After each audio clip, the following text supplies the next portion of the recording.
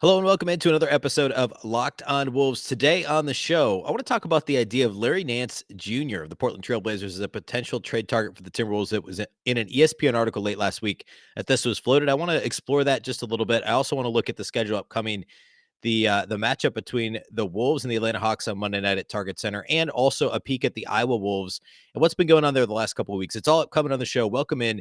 You are Locked On Wolves.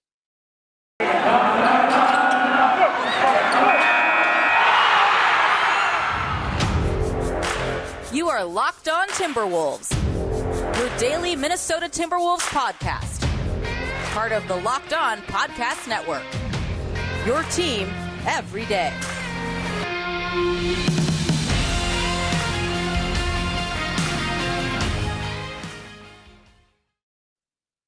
Hello and welcome to the Locked On Wolves podcast, part of the Locked On Podcast Network, your team every day. My name is Ben Beecken. I'm the host of Locked On Wolves. I'm also the editor of Dunking with Wolves, the Timberwolves site on the Fansided Network. Today's episode is brought to you by Prize Picks. Check out prizepicks.com and use promo code NBA or go to your app store and download the app today. Prize Picks is daily fantasy made easy. Happy Monday, everybody. Happy Timberwolves game day. The Timberwolves host the Atlanta Hawks on Monday night as the first game of a 3-game homestand after playing it for the last 5 games on the road. We're going to close the show today by previewing that matchup between the Wolves and Hawks. There's plenty of other stuff to talk about today on the show. First off, though, thank you for making Locked On Wolves your first listen each and every day. Remember, the show is free and available on all platforms. That includes YouTube, as well as all your audio platforms, Apple, Google, Spotify, and also the all-new Odyssey app. You can also follow on Twitter at Locked On T-Wolves and at Beecken. That's Beecken with 2 B's, 2 E's, C-K-E-N. All right. So in addition to Wolves Hawks, I want to cover the Iowa Wolves, the G League team, where, how the last couple of weeks have gone for them overall, who is impressing at the G League level. It's pretty similar to where it was a couple of weeks ago. A couple of guys have really stood out head and shoulders above the rest. So I want to key in on them a little bit later. I want to start though with we're getting into trade season, right? I mean, it's a little early, but we're headed into the second week really of December.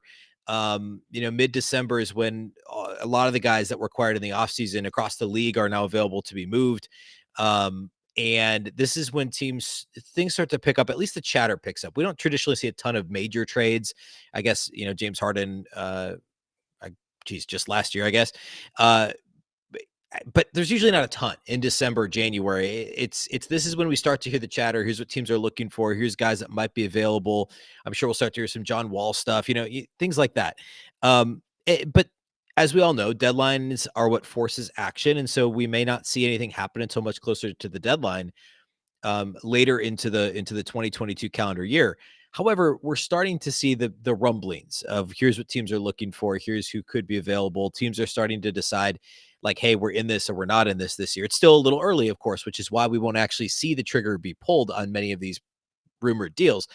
But we're already starting to hear it a little bit about the Timberwolves. For instance, John Krasinski on his podcast, his fantastic podcast, John Krasinski of The Athletic, of course, I think it's the Talk North podcast, is the name of the show. He talked about Miles Turner is a name to look out for. And I think that's a name. We've talked about him on the show before. I think I did a whole episode in the offseason about why he'd be a great fit next to Karl-Anthony Towns. We'll touch on him briefly today, but I want to focus more on Larry Nance Jr. And this is, to be clear, John's rumor was more like, hey, keep an eye on this guy because, I mean, he's hearing things, right?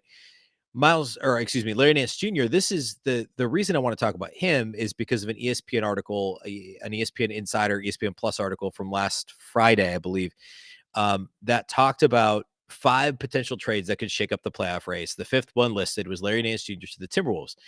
And I thought this was fascinating, mostly because of what they thought it would take the Timberwolves to land Larry Nance Jr. So I guess let's start with why he's a fit first, and then get into the potential return or potential, I guess, what the Wolves would have to give up to get him. And then also, it just is this feasible? Talk contract, all that good stuff. So Larry Nance Jr. is a really intriguing, if not ultra exciting. I mean, he's not, to be clear, the cost to acquire Larry Nance Jr. will not be anywhere near what the cost to acquire a Miles Turner would be, nor should it be. And to a lot of casual fans, acquiring Larry Nance Jr. isn't going to be a sexy acquisition. I mean, Nance is he's averaging 6.3 points per game, 4.9 rebounds per game. His career highs in points per game. He's only averaged 10 points a game once in his career. And he's only averaged, over 7 rebounds twice in his career per game. So to the casual fan, they're going to say, okay, great. This guy's not even starting for a mediocre Portland team. He's never averaged more than 10.1 points per game. Why are we doing this? Well, here's why he'd be a great fit. He is almost in some ways. Now their offensive games are different when they actually have the ball in their hands, but in some ways the fit would be similar to that of a fully realized Jaden McDaniels. Now, again, McDaniels has a higher ceiling. I do think he's got much of a much greater offensive upside than Larry Nance Jr. ever did, because McDaniels could do more with the ball in his hands. He can create a little bit. And I think his outside jumper, well, a little bit underwhelming to this point, it still looks better and will very likely end up being better than Nance's. However, Nance is a mature defender. He's a bigger, stronger body that can, bang on the glass and, be a more effective kind of rugged front court partner next to Karl-Anthony Towns than Jaden McDaniels can at this current moment. Also, we know that Chris Finch likes to play McDaniels at the 3 more than he does at the 4 anyway. But if the Timberwolves were to acquire Larry Nance Jr., he wouldn't take the spot of Jared Vanderbilt. He would simply bump McDaniels permanently to the 3, or at least for the rest of this season, to the 3 spot. And then you have the 4 split between 2 very rugged rebounders, switchable defenders, athletic, bouncy players, strong players in Jared Vanderbilt and Larry Nance Jr. So that's the role he would play. He's a versatile defender, a decent rim protector, a good rebounder. He can hit an open 3 in a pinch. He shot 36% from 3 last year. He's 32.4% this year. For his career, he's 33%. So he's probably a titch above league average. I think that's going to even out a little bit. He's been his last 2 years in Cleveland, together those 2 years, he was about 35.5% from 3 on roughly 3 attempts per game. So he can stretch the floor, not any worse than McDaniels can at this stage. He's not going to, take you off the bounce or distribute, create any of that stuff that McDaniels theoretically can do. But we're not really seeing McDaniels do much of that anyway when he's with the first unit, and Jared Vanderbilt's not doing it. I mean, he can handle the ball in the open court, Vando can, but he's not about to, initiate in the half court offense. So that's why Nance is an intriguing fit, because there isn't the expectation he's going to do some of those things. He's a, 29, about to be 30-year-old veteran who knows his role, can be a defender, be a versatile defender, help on the glass, help protect the rim a little bit, switch onto wings. He's 6'7" and has decent enough lateral quickness. So I like the fit with the Timberwolves. All things equal, I think he's and the Wolves have reportedly always been interested, going back to when he signed the extension in Cleveland a couple of years ago. Gerson Rosas was often cited as being interested. There was a rumor before the deadline, I think last year, that the Cavs at that time were interested in Ricky Rubio and the Wolves were interested in Larry Nance, and there was some discussion there, and it ultimately didn't happen. But Nance is such a good, especially defensive fit next to Karl-Anthony Towns, that the conversation makes some sense. Now, I think it's a little more complicated that he's in Portland currently than when he had been in Cleveland. I think that'll make the trade maybe a little bit more difficult to consummate.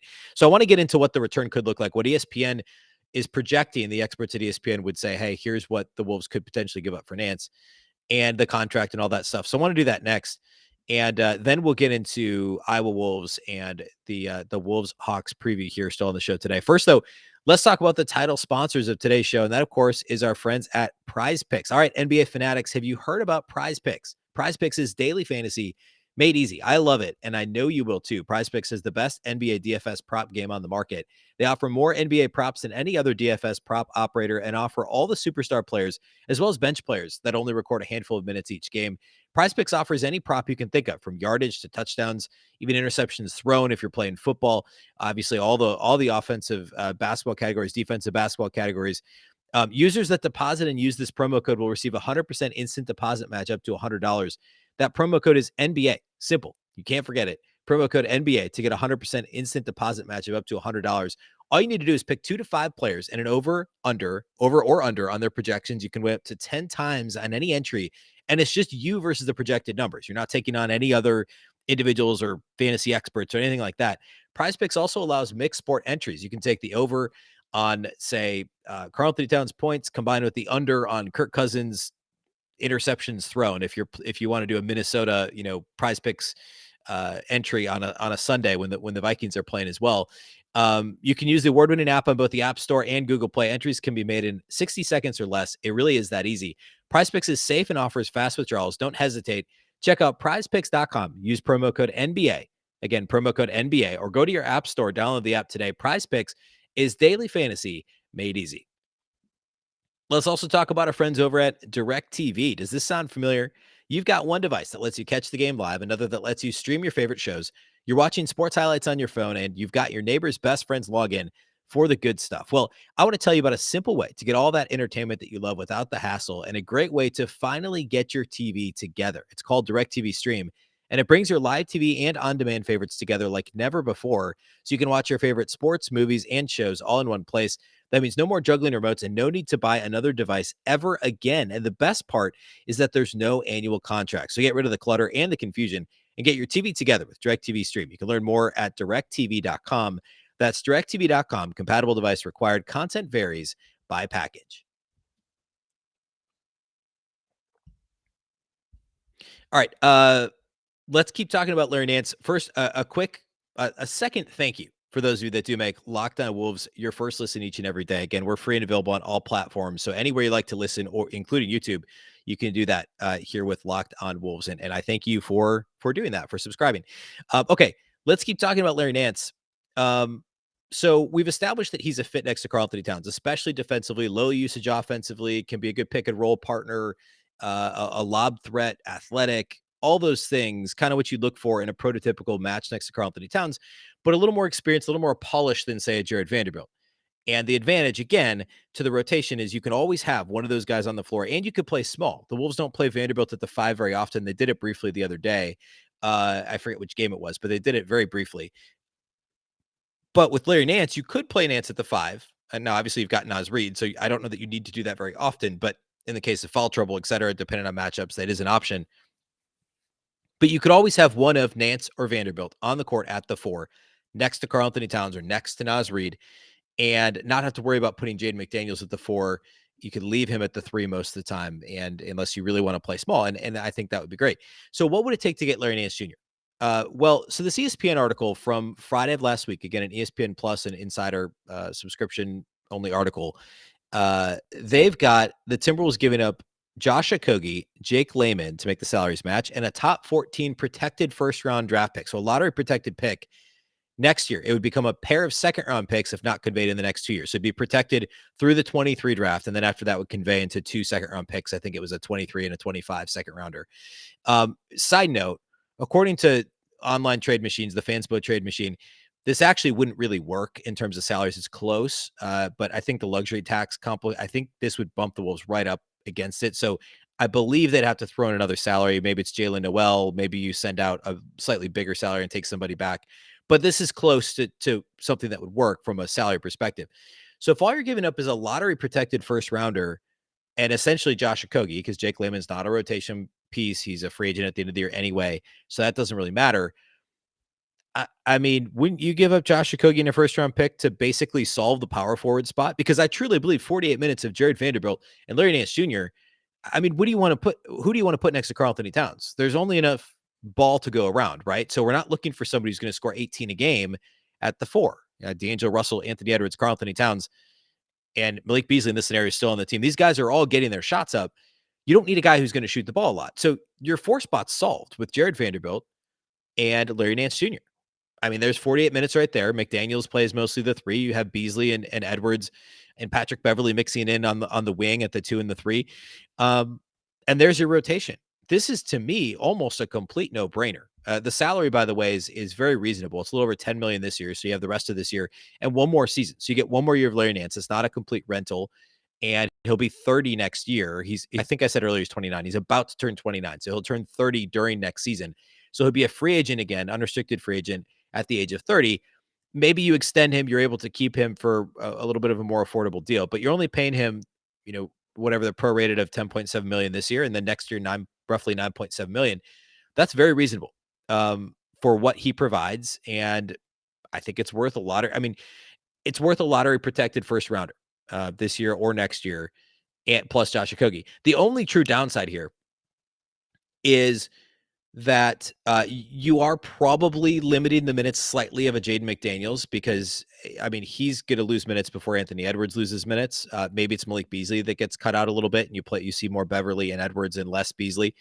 Uh, that would be a slight, maybe a bad thing, but I mean, like, you're making the team better. The whole goal is to win games and make the playoffs, so that doesn't really bother me that much. The only thing would be you're losing your one of your one of your only two top flight perimeter defenders, point of attack defenders, in Josh Okogie, because Patrick Beverly then is the only one left. Jaden McDaniels is a good defender. Jared Vanderbilt is a good defender. Larry Nance Jr. is a good defender. But these guys are all bigs that can switch onto wings. They're not going to guard the ball. They're not going to guard the point of attack on the perimeter necessarily on most nights. That's not your ideal situation. So now you remove Okogie from the equation, and you're left with only Beverly. I think this is okay. I mean, remember, Okogie was out of the rotation for basically 2 weeks. He was hurt, but there were a couple games he could have played, and he just didn't get into the game, and just recently rejoined the rotation, mostly because Beverly's out. So, I mean, you're losing Okogie. It leaves you with Beverly and a host of average to below average defenders on the perimeter. That's my only real concern.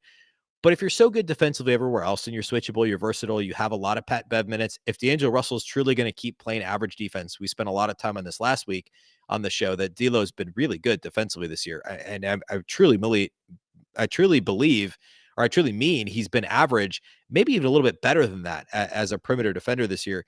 We've seen Beasley improve. We've seen Edwards improve. If those things hold true, and if McDaniels can keep getting better, you can get away with trading Josh Okogie in this scenario. And if it were me and this trade was on the table, I wouldn't do it now, but I would be prepared to pull this trigger um, pretty quickly. And I guess I could be convinced to do it sooner rather than later, just in case there ends up being other teams, other contenders or fringe contenders looking to shore up their front court rotation. An aside, I mentioned this a minute ago. I do think it'd be trickier to get him from Portland than it would be from Cleveland. Obviously, the Timberwolves and Blazers are both in the same conference, and you're talking about teams that are essentially going to be in the same realm at the end of the year, battling it out for probably the 7, 8, 9, 10 spot in the play-in.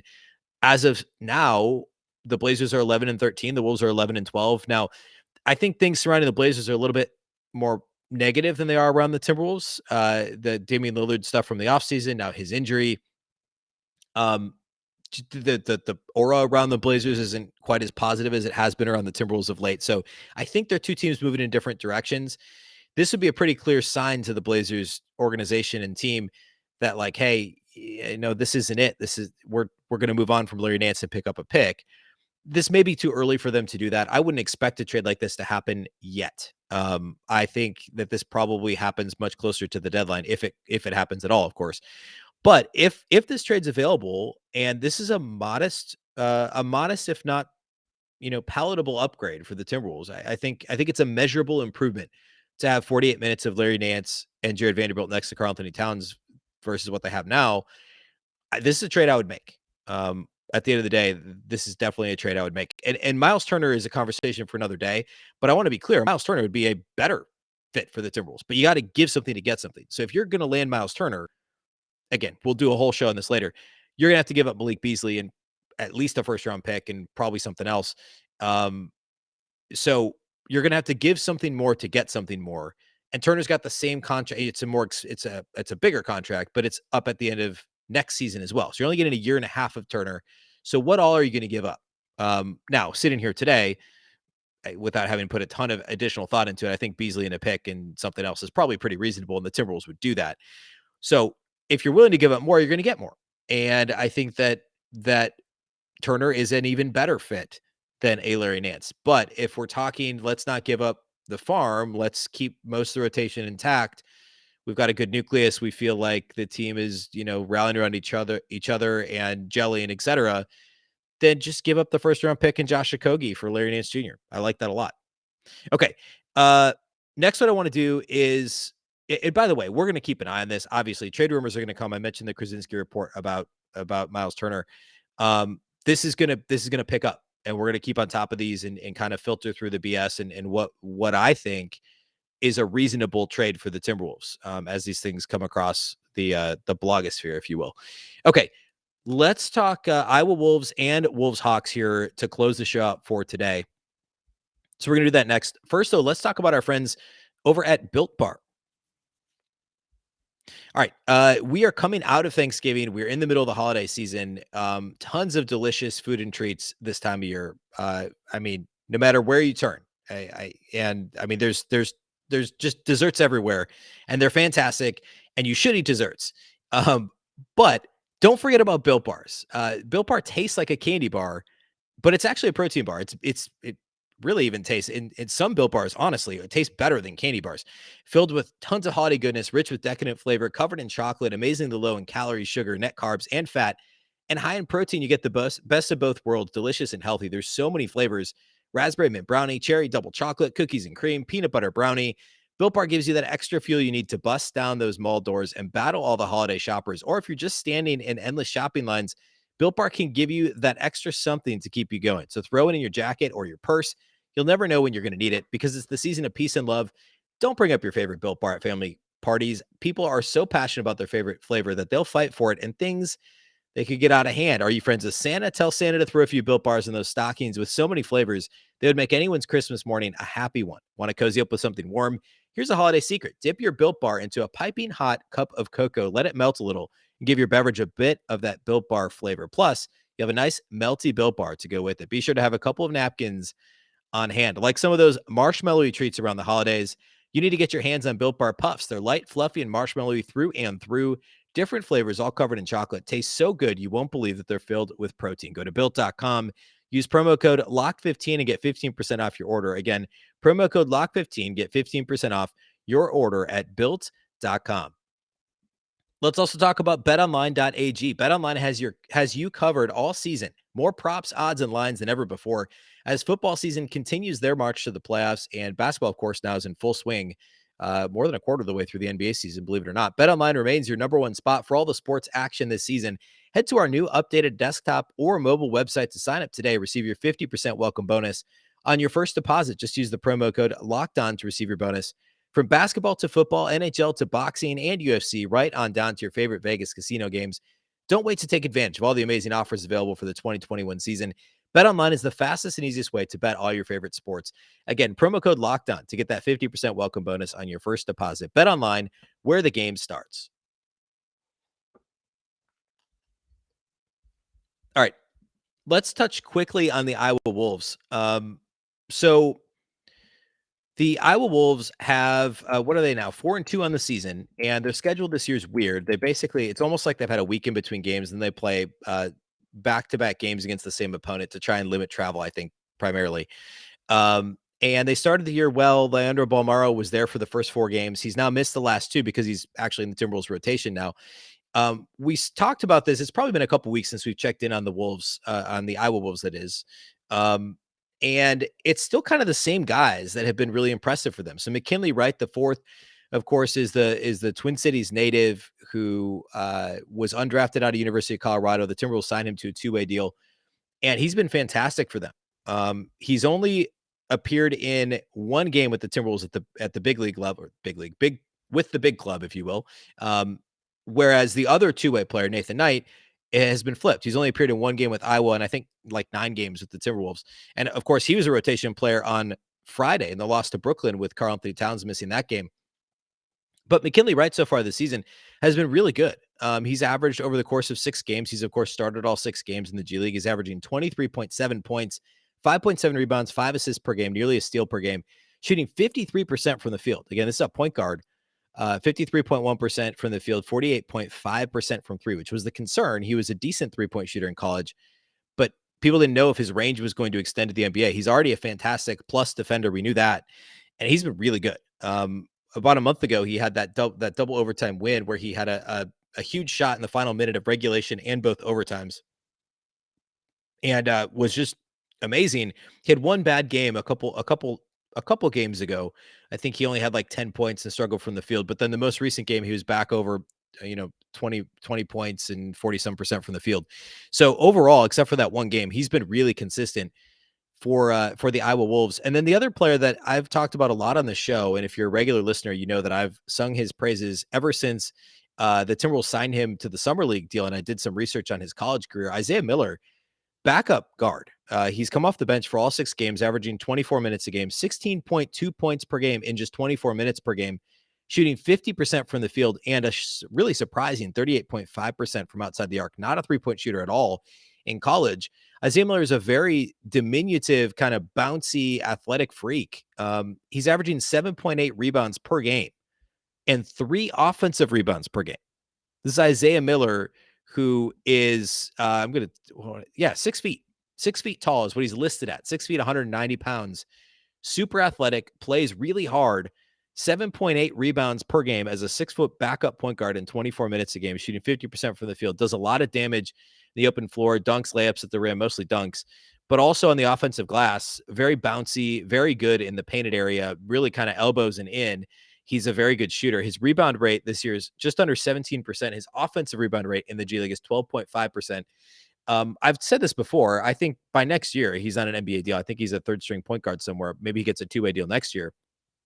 But I know he's small, but I mean, if he plays that hard and he's that athletic and he's a genuinely good defender, just like McKinley Wright, if these guys are both tenacious defenders, somebody's going to find a spot for them in the NBA. And there's not really room. He's on an Exhibit 10 deal, right? So it's basically a preferred G League deal. He got a signing bonus. He's stuck with the Wolves now for a few more weeks, I think, unless another team offers him an actual NBA contract. But he's not going to go to another G League team. The Wolves aren't going to give him a guaranteed contract and pull him up unless there was a longer term injury to somebody that's in front of him on the depth chart. But he's a really fun player. If you've missed his highlights, the Iowa Wolves do a great job of tweeting out his dunk highlights. There's like a whole thread that they've kept adding to with Isaiah Miller dunks. So keep an eye on that. They did make a minor trade. They picked up a center, Jordy Tishomenga, recently. They've had some Brian Bowens now playing with the select team. So there's been a little bit of movement. Kenyon Barry's back with the team. He's been on the Iowa Wolves the last few years. So they're fun to watch. Their games are, I believe, all on YouTube. So go check them out. And again, they've been playing a couple times a week, basically with nearly like 5-6 days in between games, basically. But a lot of fun and super exciting to watch McKinley Wright and Isaiah Miller so far this season. Okay, Wolves Hawks on Monday night. First, let's talk injury report. So Karl-Anthony Towns, of course, missed Friday's game with the tailbone contusion. He was doing pregame warmups, was a game time decision, didn't play against Brooklyn on Friday. He's listed as questionable. This is the late Sunday status report that came out from Timberwolves PR. D'Angelo Russell was added as questionable due to right ankle soreness. Patrick Beverley was upgraded to questionable after missing the last, I think, 5 games. He was just listed as out before each of those games with the adductor strain. Jalen Noel is questionable with back spasms. The only person that's listed due to illness now is Jaden McDaniels as probable with flu-like symptoms. So 4 questionable guys, all with different injuries. D'Lo, of course, missed a couple games with a sprained ankle earlier this year. It's that same ankle. He's questionable with soreness. So Towns, Russell, Noel, Beverley, all questionable due to injury. The fact that there's a chance that Beverley comes back, initially they said he'd be evaluated in 2 weeks. We're right at that 2-week mark now. So we're not quite there yet, I don't think. So good that he's already upgraded to questionable. No idea. Obviously, at this point, we don't know who's playing, who's not. For the Hawks, they've had a couple of injuries as well. They've had some key rotation guys out recently. Actually, they just played on Sunday, and Cam Reddish was out due to illness. Bogdan Bogdanovic also out. So we don't know if those guys will be available on Monday, but neither of them played on Sunday. So they're missing a couple of rotation guys too. The Hawks played on Sunday. They lost to the Charlotte Hornets by 3. They've lost 3 out of their last 4 games after having won 7 straight. The Hawks so far this year are 12-12. Very streaky. At one point, they lost 6 straight games. They lost 8 of 9. Then they turned around and won 7 straight. Now they've lost 3 out of the last 4. They're 12-12 overall in the season after having made the conference finals last year in the Eastern Conference. So they definitely expected to have a better start. Now, Trae Young's been fantastic, as has John Collins. Both those guys have been really, really good. And Clint Capella's been good too. It's just been a really top-heavy team. The rest of the rotation has not been consistent for them. They've had defensive issues kind of across the board. And it's just been a disappointing year to this point for Atlanta. They're second in offensive rating league-wide, though, and that's a testament to really Trae Young and John Collins mostly, Clint Capella as well. But they're 24th in defensive rating. Overall, they're 9th in net rating this season.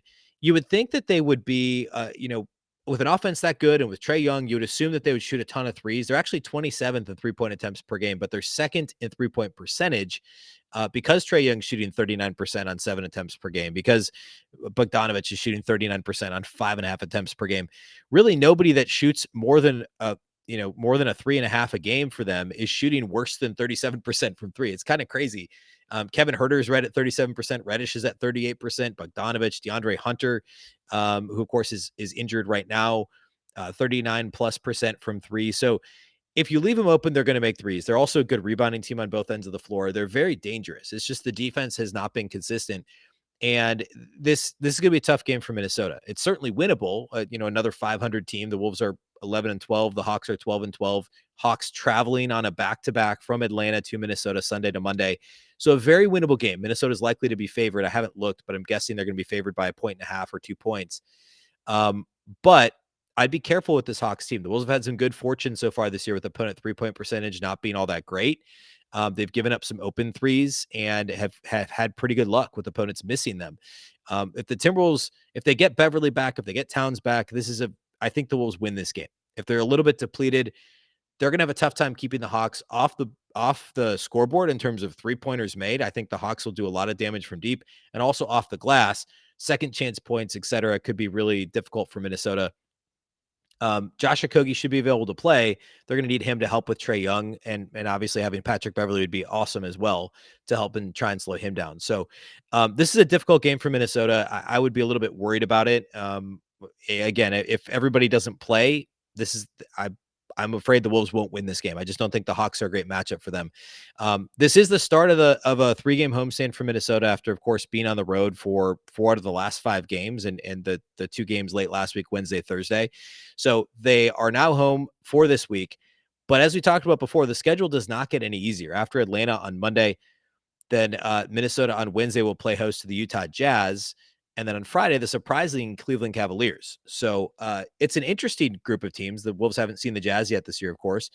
And then they head back out on the road for next Sunday at Portland. So 3 games at home, no back-to-backs this week, but off day alternating with the game all week long. So Hawks Monday, Jazz Wednesday, Cleveland Friday. We'll, of course, have post-game podcasts after each and every one of these shows. So Monday night following the game, you don't have to wait till Tuesday morning. We'll get the pod up late Monday after Wolves Hawks. So be sure you're following or subscribed to the show. A reminder that, of course, the show is available everywhere. Thank you, first of all, for making Locked On Wolves your first listen each and every day.